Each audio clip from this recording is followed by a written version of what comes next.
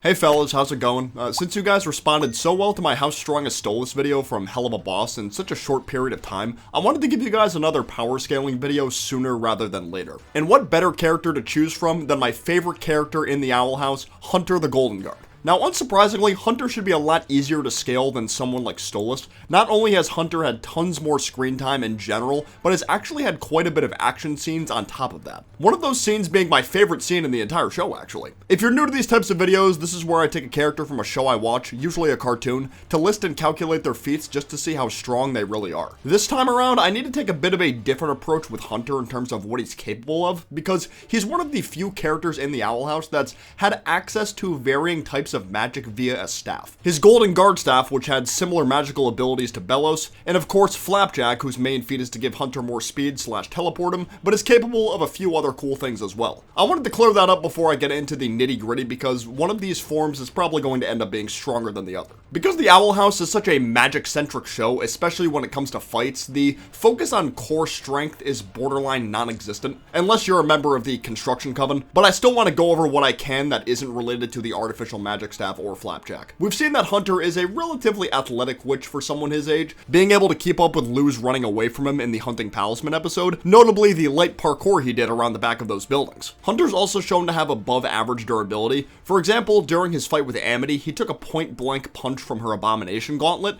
this punch only making him slightly off balance before going right back into the fight. We all know Amity is a very strong witch in her own right too. Granted, I don't believe this was the peak of her abilities in this fight. I feel like Amity peaked around the Bonesboro Brawl time period / during her fight with Bellows and King's Tide. We can also refer to his fight with Kikimora, one of the Emperor's Coven's highest officials, when he took a purple blast of magic energy to his face completely off guard. Hard to say how impressive this instance is because a lot of the time we've seen Kiki have an advantage in a fight. She had some kind of in-the-moment power-up, like using her hand dragon against Luz and Amity, as well as the Abomatron machine and Clouds on the Horizon. Not much to go on in terms of lifting strength, to be honest. The only notable instance I can really think of is once again during the Kiki fight, where he whacked her with his staff so hard that she was sent flying a few feet in the air towards Luz's direction. This probably puts him at an average strength for someone his age, maybe slightly above average. I say this because Kiki is very small. Luz was able to lift her up and hold on to her for like 10 seconds in a position that requires strain on the shoulder muscles alone. Considering Luz is only 14 years old, I'd be very surprised if Kiki weighs more than 30 pounds. Speed is probably Hunter's most notable feat even without magic usage, mainly his reaction time to others' attacks.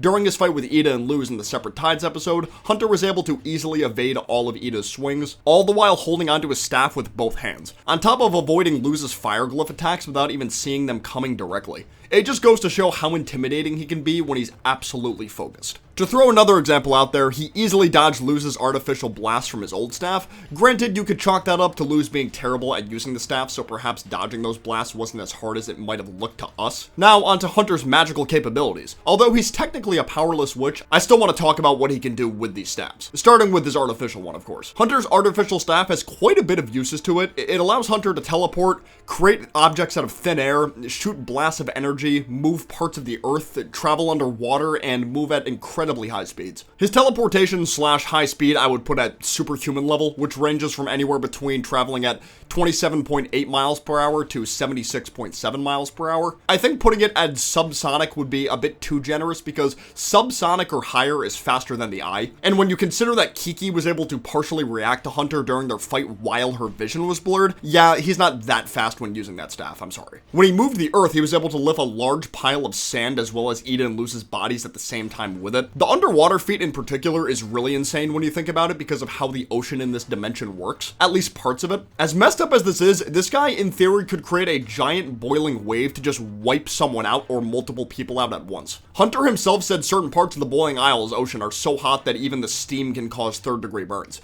Around these parts, just the steam is enough to cause third-degree burns. Imagine what all that water could do to someone. The water fist he created looked at least 10 times his size to me at the peak of its height. Assuming Hunter's around, 5'8" or so, that would make the boiling fist he created 56.6 feet tall, which equates to about the size of an apartment building or a hotel. The object creation has the most potential to it. However, because Hunter's only been shown to summon a normal-sized sword and some rope, it makes me think this artificial creation is a scuffed version of Momo's quirk from My Hero Academia. I will never stop referencing that series, by the way. I'm sorry. Plus, we're never going to see that ability again, again since Hunter has Flapjack full-time now, so there's no way of knowing if there's more to that power specifically. A perfect segue into Hunter's final form, Flapjack Blue! Nah, just Flapjack. Now don't get me wrong, I love Flapjack. He's cute and a very nice addition to the Owl House cast and someone Hunter really needed in his life. However, Hunter factually got nerfed in terms of power level after he ditched the artificial staff for Flapjack's magic. Hunter loses the abilities to create objects, use telekinesis, and presumably underwater movement. Flapjack seems to be mainly focused on speed. Hunter's speed definitely got buffed after changing staffs, at least once he got used to using it. When he first used Flapjack against Amity, the speed was around the same if not slightly slower than the speed of his artificial magic boost.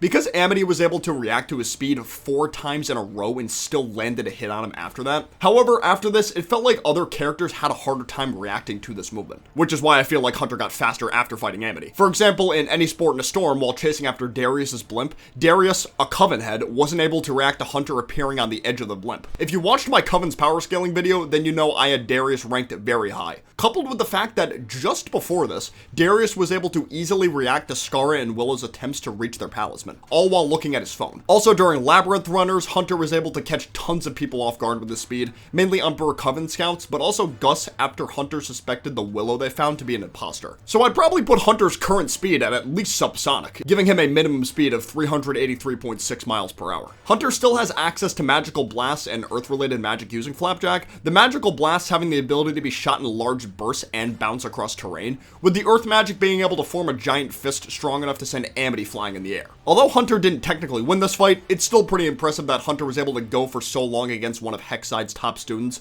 all the while using a fighting style he just picked up that day. I really hope we get to see more of what Flapjack's magic is capable of during the final parts of the Owl House. That just about covers it though. So just how strong is Hunter actually? Well, I'd say Artificial Staff Hunter is around city block level, with current Hunter being around building level, maybe large building level. His destructive power while wielding his artificial staff is simply greater than when he wields Flapjack. Just off the boiling water feat alone, to be honest. Hunter being faster with Flapjack doesn't make his destructive power greater either. You can say that his hand-to-hand combat skills are better because of it, but he's not destroying any city blocks now. Unless some new power gets shown in Season 3, which I wouldn't mind at all. I would not mind seeing Hunter get stronger with Flapjack if he actually ends up being stronger than the artificial magic version. You know, that's my goat. But thank you guys so much for watching. I hope you guys have been enjoying these How Strong Is videos as much as I have. Oddly enough, I have more fun making them when there aren't ongoing episodes airing for the show said characters are from. And realistically, I could have got this video out sooner than today, but I randomly got strep throat at the start of the week and was dealing with that up until a day or two ago, so that was fun. You might still be able to hear the remnants of it in my voice, actually. Of course, if you did enjoy this video, be sure to leave a like down below. It helps out a ton. But for now, I will see you guys next time. Peace out, take care, bye-bye.